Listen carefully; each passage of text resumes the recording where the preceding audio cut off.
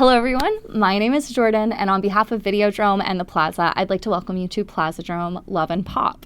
This film is really special, and we are so excited to share this brand new restoration with you tonight.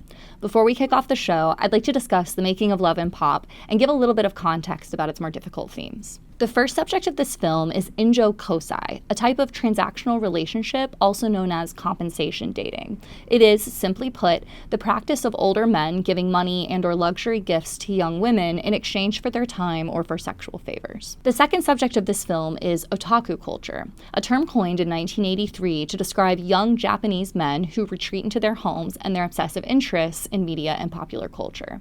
As the 20th century progressed, otaku came to be characterized as isolated and antisocial. In this film, we'll watch four young girls engaging in compensation dating collide with various otaku men as they traverse the complicated landscape of contemporary Japanese culture. Director Hideaki Anno was born into the very first generation of otaku, and he grew his specialized interest in pen and paper flipbooks and cardboard Gundam suits into a career in animation. In 1984, he and his team found success with their own animation studio, Gainax. In 1989, while working on the series Nadia, The Secret of Blue Water, Anno became distressed by the sexual obsession that many fans had with the young girl protagonist. Around this time, serial killer Miyazaki Tsutomu was arrested for the murder and cannibalization of four young girls. When an extensive collection of manga and anime was found in his home, Tsutomu was dubbed the Otaku Killer, and media began to equate anime like Nadia with sexual deviance and sociopathic behavior. As a result, Anno fell into a deep depression, and he refused to work for 4 years, using this time to question everything about his life and his identification with the subculture. Out of this depression came the story that would become the hugely successful anime, Neon Genesis Evangelion. With Evangelion, Anno seized an opportunity. Instead of succumbing to the pressure to feed otaku fans what they wanted, he turned the series into an attack.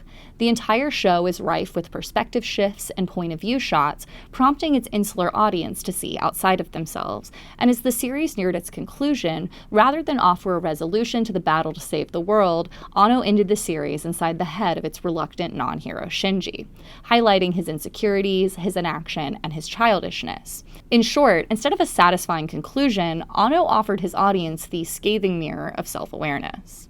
Anno had fallen in love with new digital video cameras while filming behind the scenes of End of Evangelion, and he was ready to move out of the animation space.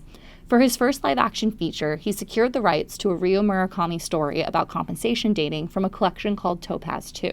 Given his history with otaku and the national discourse around the exploitation of young girls, it may seem clear to us now why Anno chose this story to tell. But at the time, he didn't seem too sure himself. In a short making-of documentary, we see that his crew also couldn't quite square the question. As production looms, Anno laments the challenge of realistically depicting a world so far removed from his own experience. 僕らの中に女子高生のリアルを自分の中に持ってないんで、最大の問題点なので。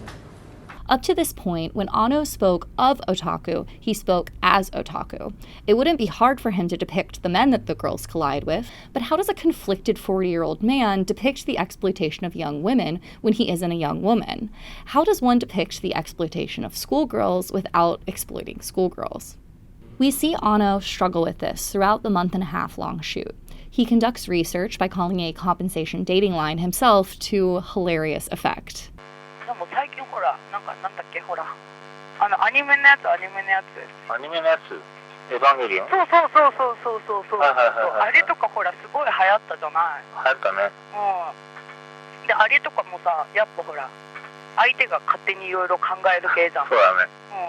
This only seems to make clear just how wide the gap is between his experience and theirs. Perhaps in an effort to close that gap, Anno decides once again to employ the use of POV photography. To facilitate shooting POV on digital video, Anno hires a crew familiar with filming intimately with a camcorder.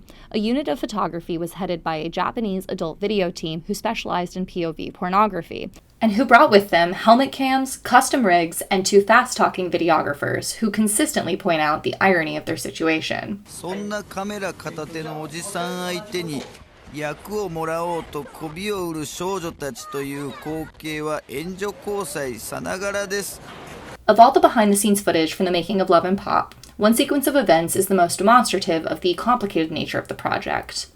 During the Love Hotel sequence, as actress Asumi Miwa faces difficulty with the intense scene and Ano struggles to comfort her, the bored JAV team abandons production to call a compensation dating line and meet up with some girls. It seems that even on this set, the contradictions of life creep in.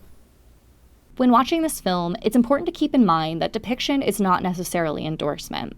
Often, the best art challenges its makers and its audience to confront our experience, see outside of ourselves, or dissect the complications of everyday life. There's a thought from Ano on set that I think sums this idea up nicely.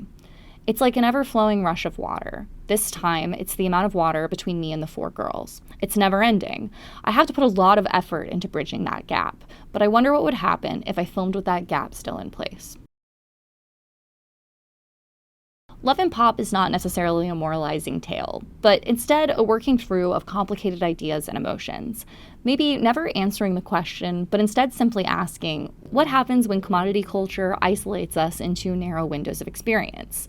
What happens when love for sale collides with pop as fetish? How can art be a tool for exploring and maybe even closing the gap between the two? If you're interested in checking out the materials referenced in this introduction, come find us in the lobby after the show. We'll have a QR code that will link you directly to the behind-the-scenes footage that you can watch at home. I want to express just how much the Videodrome crew enjoys bringing you these shows, and to thank you for joining us as we widen our experiences of the world through film. Without further ado, please enjoy Hideaki Anno's Love and Pop.